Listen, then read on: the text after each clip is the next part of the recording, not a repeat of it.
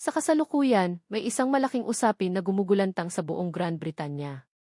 Linggo na ang nakalipas mula nang walang tigil na iulat ng BVS ang mga kaganapan patungkol sa Pilipinas at ang buong industriya ng abyasyon sa Inglaterra ay nayanig.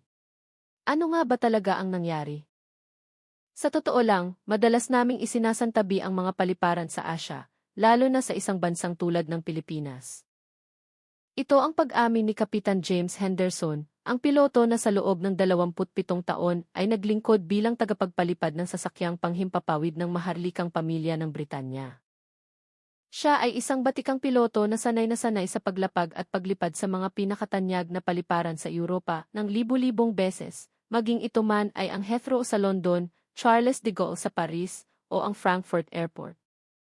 Ngunit ang karanasang kanyang pinagdaanan sa Ninoy Aquino International Airport, Oldende, noong nakaraang linggo ay ganap na bumago sa kanyang pananaw na hinubog ng halos 3 dekada sa kanyang propesyon. Ang eroplanong sinasakyan ng maharlikang pamilya, na noon ay patungong Tokyo mula London, ay nakaranas ng isang malubhang problema sa sistemang hidroliko habang binabagtas ang himpapawid ng Pilipinas.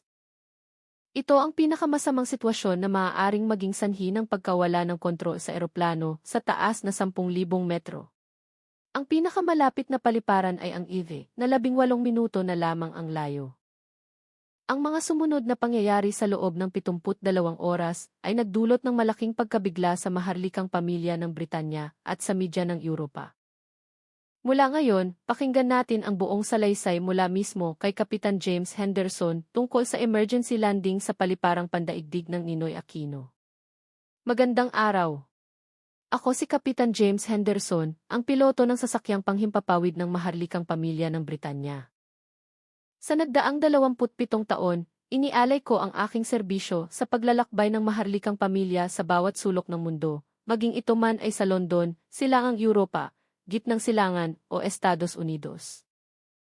Ipinagmamalaki kong naranasan ko ng personal ang mga serbisyo ng mga tanyag na paliparan sa buong mundo. Ngunit ang aking karanasan sa diri ay tuluyang nagpabago sa aking pananaw. Malinaw pa sa aking alaala ang mga pangyayari noong araw na iyon. Kami ay naglalakbay mula London patungong Tokyo para sa isang opisyal na pagbisita. Lulan ang prinsipe at prinsesa ng Wales kasama ang 8 iba pang kasapi ng kanilang delegasyon. Ang lahat ay maayos, ang panahon ay maganda at ang himpapawid ay payapa. Ngunit habang kami ay nasa itaas ng kalawakan ng Pilipinas, sa taas na 10,000 metro, isang matinis na tunog ng alarma ang biglang umalingaw sa cockpit. Sa simula, inisip kong isa lamang itong maliit na aberya, isang bagay na madaling masusolusyonan. Subalit ang alarma ay hindi tumigil at ang kontrol yoke sa aking harapan ay nagsimulang tumigas. Naramdaman ko ang kakaibang panginginig na gumapang mula sa aking mga kamay patungo sa aking mga balikat. Kasama ang aking kopilot, si Davis, sinubukan naming ayusin ang sitwasyon sa lalong madaling panahon. Tiningnan namin ang bawat gauge, pinag-aralan ang bawat babala sa screen, ngunit walang nangyari. Isang mahalagang bahagi ng eroplano, ang mismong puso ng sistemang hidroliko, ang bumigay. Ito ay isang mapanganib na sitwasyon at kailangan naming ilapag ang eroplano sa lalong madaling panahon. Mabilis kong sinuri ang mapa. Ang pinakamalapit na paliparan ay ang EVE, 18 minuto na lamang ang layo, habang ang Tokyo ay mahigit 1 oras pa. Sa kalagayan ng eroplano, wala kaming ibang pagpipilian. Sa totoo lang, kinabahan ako. Hindi pa ako kailanman nakalapag sa isang paliparan sa Pilipinas. Ang mga naririnig ko lamang ay mga kwentong hindi maganda, tungkol sa siksikan, sa kaguluhan, sa kakulangan ng pasilidad. Hindi ako sigurado kung paano nila haharapin ang isang sitwasyong ganito kalubha, lalo pat lulan namin ang susunod na hari ng Inglaterra. Ngunit kailangan naming gawin ang emergency landing.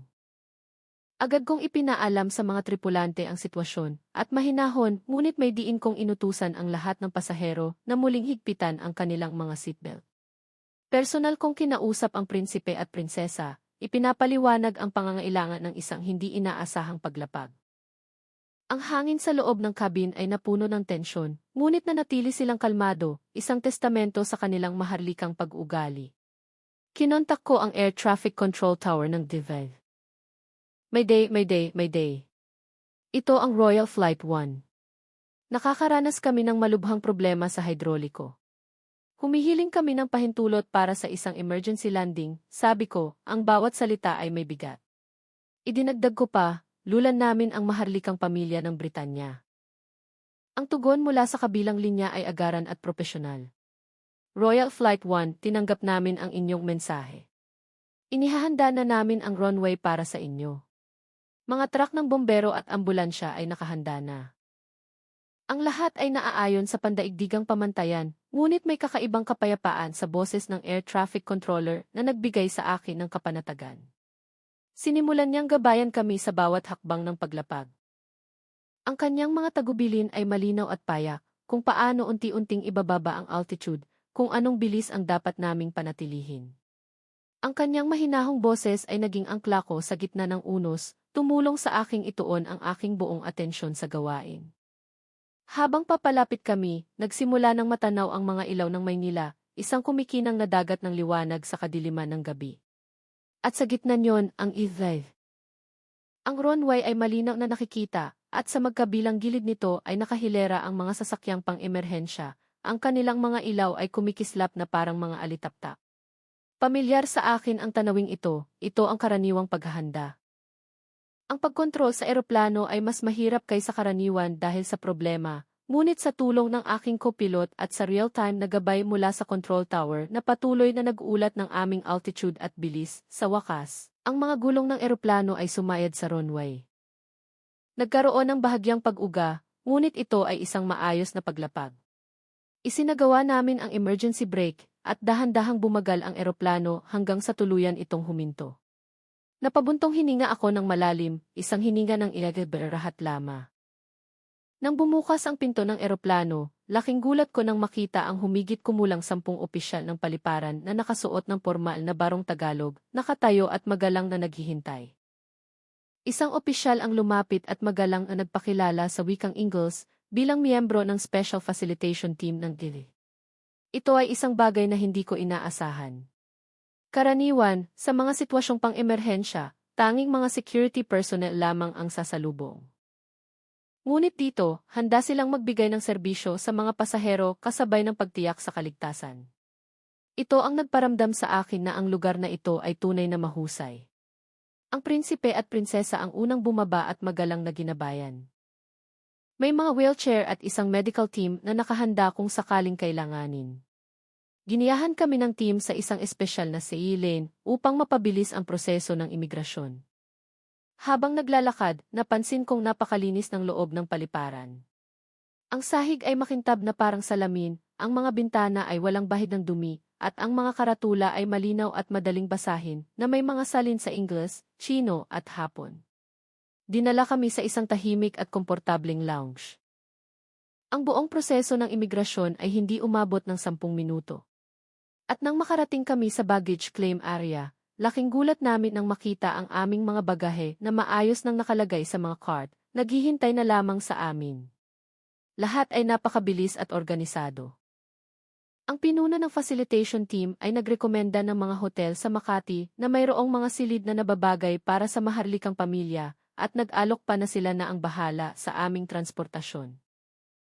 Doon ko napagtanto na ang EVA ay hindi lamang may magagandang pasilidad, ang buong sistema nito ay idinisenyo ng may kahusayan. Nagawa nilang harapin ang isang emergency situation ng may kahinahunan at kaayusan. Paglabas namin ng paliparan, 5 itim na mararangyang sasakyan ang naghihintay. Ang mga trooper na nakasuot ng pormal na uniforme ay magalang na yumuko sa amin. Pagpasok ko sa sasakyan, muli akong namangha. Ang mga upuan ay yari sa malambot na katad, at ang mas kahanga-hanga pa, sa likod ng upuan sa harap ko ay mayroong mga pinakabagong issue ng The Times at The Guardian mula sa London, kasama ang isang kopya ng Philippine Daily Inquirer. Ito ay isang maliit na detalye, ngunit nagpapakita ng kanilang masusing pag-aasikaso. Umalis ang sasakyan mula sa paliparan at pumasok sa skyway. Ang tanawin sa labas ng bintana ay lubhang naiba sa aking inaasahan. Nakita ko ang mga nagtataasang gusali, mga kondominium na abot langit, na nakahilera hanggang sa dulo ng aking paningin. Hindi lang 10 o 20, kundi daan-daang gusali na may taas na higit sa 30 palapag. Ang 6 na linya ng expressway ay maayos at walang sira. Nang aming tawirin ang Ilog Pasig, ang mga ilaw ng gabi sa Maynila ay nagsimulang magliwanag. Isa-isang bumukas ang mga ilaw ng mga gusali, at ang mga ilaw sa tabi ng ilog ay kumikinang, isang tanawing tunay na nakakabighani. Isang miyembro ng aming delegasyon ang bumulong, kailan pa nila naitayo ang lahat ng tulay na ito. Ganoon din ang nasa isip ko. Hindi ko kailanman inakala na ganito na pala kaunlad ang Pilipinas. Pagpasok namin sa Bonifacio Global City, mas lalong dumami ang mga nagtataasang gusali. Ang mga neon sign ay nagniningning at ang mga kalsada ay puno ng mga tao at sasakyan kahit gabi na. Ang isang bagay na kapansin-pansin ay nakakita ako ng mga babaeng naglalakad mag-isa sa kalye nang walang anumang takot kahit pasado 8:00 na ng gabi. Ito ay isang bagay na bihirang makita kahit sa London. Ipinaliwanag ng aming trooper na mababa ang antas ng krimen sa Pilipinas at may mga convenience store na bukas at maliwanag sa buong magdamag sa bawat kanto. Pagdating namin sa hotel, ang mga staff na nakauniporme ay mabilis na lumapit upang buksan ang aming mga pinto. Ang lobby ng hotel ay malawak at marangya, hindi na iba sa mga nangungunang hotel sa London. Ang manager ng hotel, na matatas mag-Ingles, ay personal kaming sinalubong. Sumakay kami sa elevator patungo sa ika-50 palapag. Pagbukas ng pinto ng aming suite, isang malawak na sala ang bumungad sa amin na may malawak na tanawin ng Maynila sa gabi. Ang mga ilaw na umaabot hanggang sa abot tanaw ay isang imahe ng kadakilaan na naiiba sa Paris o London. Noong gabing iyon, hindi ko maiwasang isipin bakit hindi namin alam na ganito na pala kaunlad ang bansang ito. Kinabukasan, maaga akong nagising at tumingin sa labas ng bintana. Ang Maynila ay nagsisimula na sa isang abalang araw. Nakita ko ang mga taong nag-ehersisyo sa mga parke at ang mga tao na naghahanda ng pumasok sa trabaho. Kahit madaling araw pa lamang, gising na ang lungsod. Dahil abuti ng halos 2 araw ang pagkumpuni sa eroplano, napagpasyahan naming libutin ang lungsod. Ang hotel ay nagtalaga ng isang gabay na mahusay mag-Ingles para sa amin. Ang aming unang destinasyon ay ang Makati Central Business District, isa sa mga pinakaabalang lugar sa Maynila. Ang unang napansin ko ay ang hindi kapanipaniwalang dami ng mga tutorial at review center. Buong gusali ay puno ng mga karatula ng mga institusyong nagtuturo ng iba't ibang asignatura. Ipinaliwanag ng aming gabay na ang mga Pilipino ay nagbibigay ng malaking halaga sa edukasyon. Ang mga magulang ay namumuhunan ng malaki para sa pag-aaral ng kanilang mga anak at karaniwan para sa mga bata na dumalo sa mga karagdagang klase pagkatapos ng regular na pasok. Nakita rin namin ang maraming kabataan na seryosong nagtatrabaho o nagbabasa sa mga coffee shop. Ayon sa aming gabay, ang mga kabataang Pilipino ay kailangang magsumikap upang maghanda para sa kanilang mga karera dahil sa matinding kompetisyon. Bumisita kami sa isang malaking bookstore. Doon, ang lugar ay puno ng mga taong tahimik na nagbabasa, mula sa mga estudyante hanggang sa mga profesional at mga nakatatanda. Lahat ay nakatuon sa kanilang binabasa.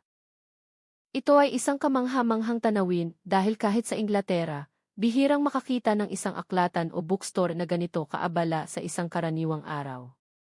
Hapon na nang makatanggap kami ng tawag. Isa sa aming mga kasamahan, si Sir John Williams, isang matandang tagapayo ng maharlikang pamilya na may diabetes at alta presyon, ay biglang nagkasakit. Nagmamadali akong pumunta sa kanyang silid at natagpuan siyang nakahiga, maputla, pinagpapawisan, at hirap huminga. Hawak niya ang kanyang dibdib, tila may problema sa kanyang puso. Agad kong tinawagan ang front desk ng hotel. Napakabilis ng kanilang pagkilos. Wala pang 3 minuto, dumating ang mga staff ng hotel na may dalang first aid kit, at ang mas kahanga-hanga, may kasama silang 2 paramedic. Sinabi nila na nakipag-ugnayan na sila agad sa pinakamalapit na ospital. Ang medical team ay kumilos ng may kahusayan. Ikinabit nila ang isang portable ECG machine at binigyan ng oxygen si Sir John, habang gumagamit ng tablet para sa isang real-time na video call sa isang doktor sa emergency room.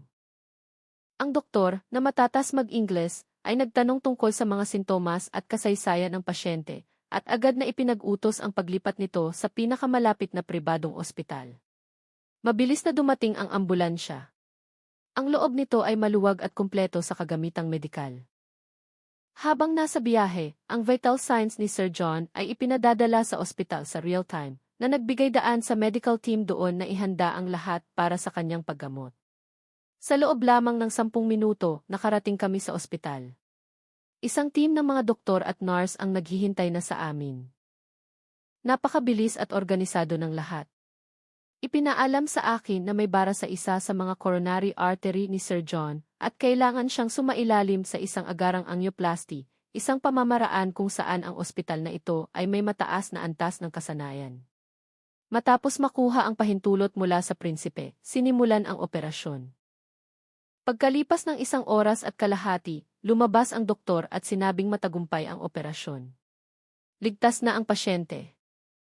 Kinabukasan, bumuti na ang kalagayan ni Sir John at inilipat na siya sa isang regular na silid, na malawak, malinis, at may mga modernong teknolohiya na nagpapahintulot na kontrolin ang lahat sa pamamagitan ng isang monitor sa tabi ng kama.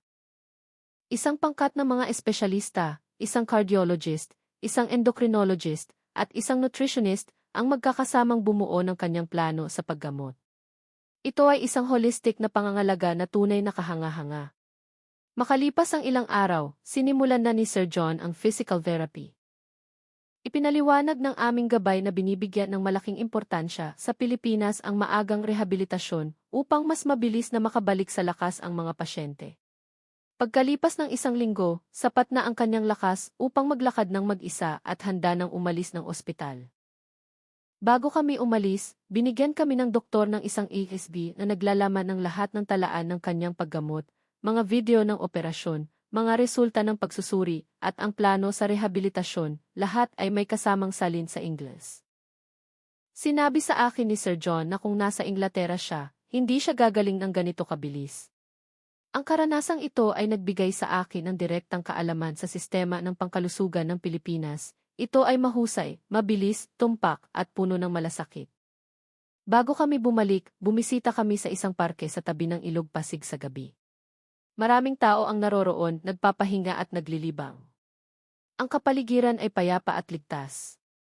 Naitanong ng prinsipe kung paano umunlad ang bansang ito ng ganito, kahit halos wala itong likas na yaman. Sumagot ang aming gabay, ang mga tao po ang aming pinakamahalagang yaman. Namuhunan kami sa edukasyon at pagpapaunlad ng teknolohiya hanggang sa marating namin ang puntong ito. Dumating ang araw ng aming pag-alis. Muli kaming bumalik sa dire, ngunit ngayon, may oras na kaming maglakad-lakad ng may kapanatagan. Muli kong nasaksihan ang kadakilaan at kahusayan ng paliparang ito. Habang umaakyat ang eroplano mula sa lupain ng Pilipinas, natanaw ko ang mga nagtataasang gusali at ang Ilog Pasig na minsan nang gumulat sa amin na unti-unting lumiliit. Isang kasamahan namin ang bumulong na nais niyang bumalik dito upang matuto pa ng higit. Pagbalik namin sa London, ang aming karanasan sa Pilipinas ay naging isang malaking balita.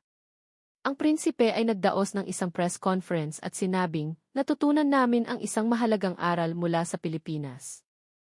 Idinagdag pa niya na kailangang matuto ng Britanya mula sa mahusay na sistema ng Pilipinas. Ngayon, ang gobyerno ng Britanya ay bumuo ng isang pangkat upang pag-aralan ang iba't ibang sistema ng Pilipinas, at ang aming Aviation Authority ay pinag-aaralan ang Emergency Response System ng FAA upang gamitin bilang modelo. Para sa akin, hinding-hindi ko malilimutan ang ilang araw na iyon. Ang emergency landing na nagsimula sa isang kasawian ay naging isang biyaya na nagpakilala sa amin sa isang dakilang bansa, ang Pilipinas. Isang bansang nagpatunay na kahit walang saganang likas na yaman, kung mamumuhunan sa mga tao, maaaring makabuo ng isang dakilang bansa. Ang karanasang iyon ang naging simula ng pagbabago sa Inglaterra, at madalas sabihin ng prinsipe na balang araw, babalik siya sa Pilipinas para sa isang opisyal na pagbisita upang matuto pa ng higit. At ako man ay naghihintay sa araw na iyon. 2 taon ang lumipas mula sa emergency landing na iyon. Ang mga kwento tungkol sa Pilipinas ay hindi naglaho sa paglipas ng panahon. Sa halip, nagsilbi itong mitsa para sa isang tahimik, ngunit malalim na pagbabago sa United Kingdom. Ang pangkat na ipinadala ng gobyerno sa Pilipinas ay nagsumite ng isang ulat na puno ng paghanga sa kahusayan ng kanilang serbisyo sibil, urban planning, at lalo na sa kanilang sistema ng pangkalusugan. Ang mga rekomendasyon ay sinimulang isaalang-alang at ipatupad. Ngunit ang mas mahalaga, ang pananaw ng mga taga-Britanya sa isang maliit na bansa sa Timog Silangang Asya ay nagbago. At dumating na nga ang araw na aking hinihintay. Inanunsyo ng palasyo ang isang opisyal na pagbisita ng prinsipe at prinsesa ng Wales sa Pilipinas.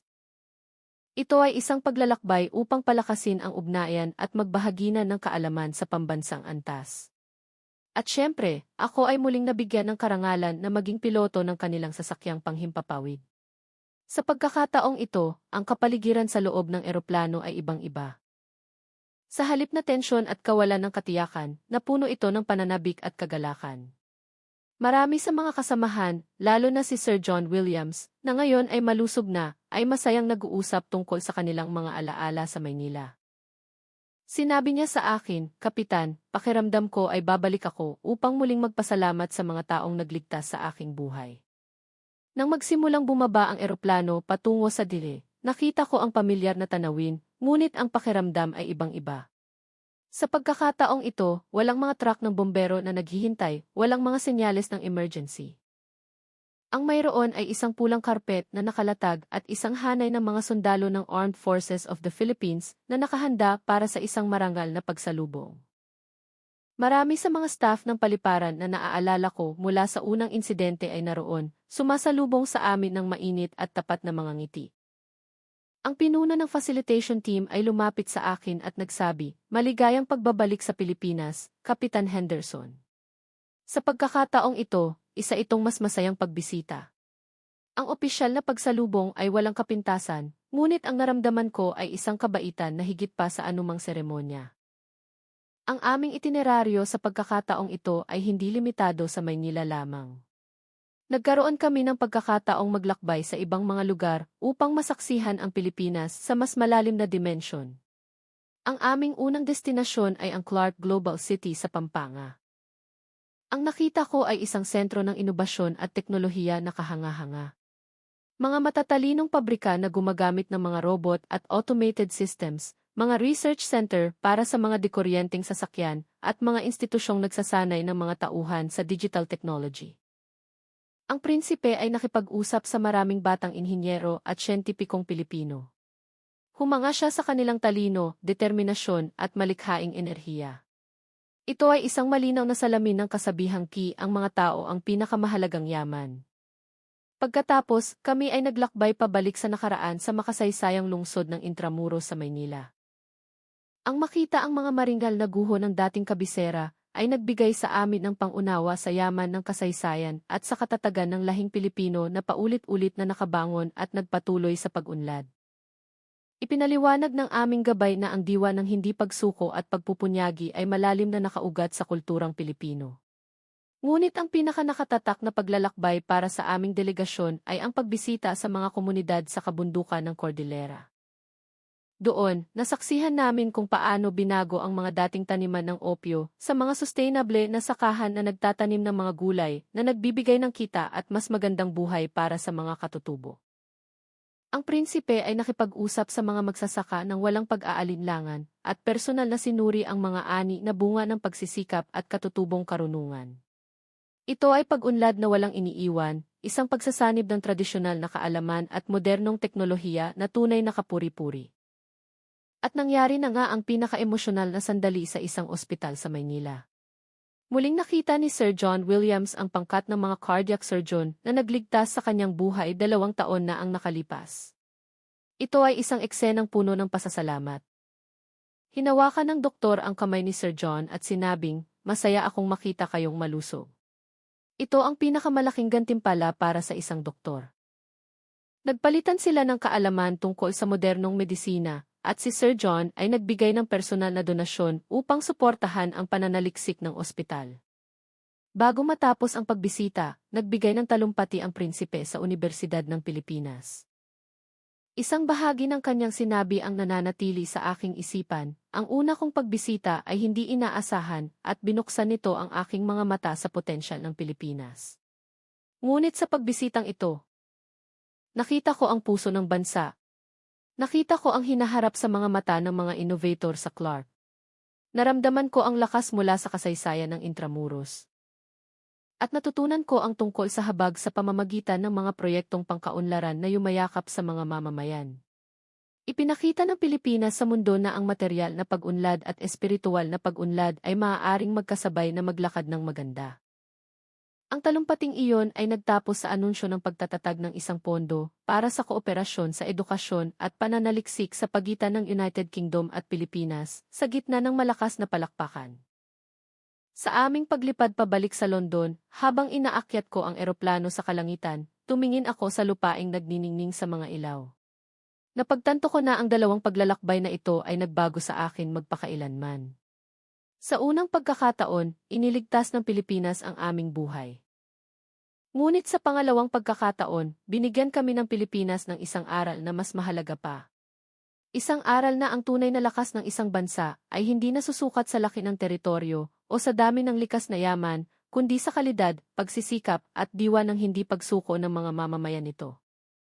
At ang pinakamahalaga, ang kakayahang panatilihin ang balanse sa pagitan ng mabilis na pag-usad at pagpapanatili ng sariling kaluluwa at pinagmulan. Ang emergency landing noong araw na iyon ay hindi isang kamalasan, kundi isang tadhana na nagdala sa amin upang matuklasan ang isang dakilang aral mula sa Republika ng Pilipinas. At naniniwala ako na ito ay simula pa lamang ng isang pagkakaibigan at kooperasyon na lalago at mamumulaklak sa hinaharap.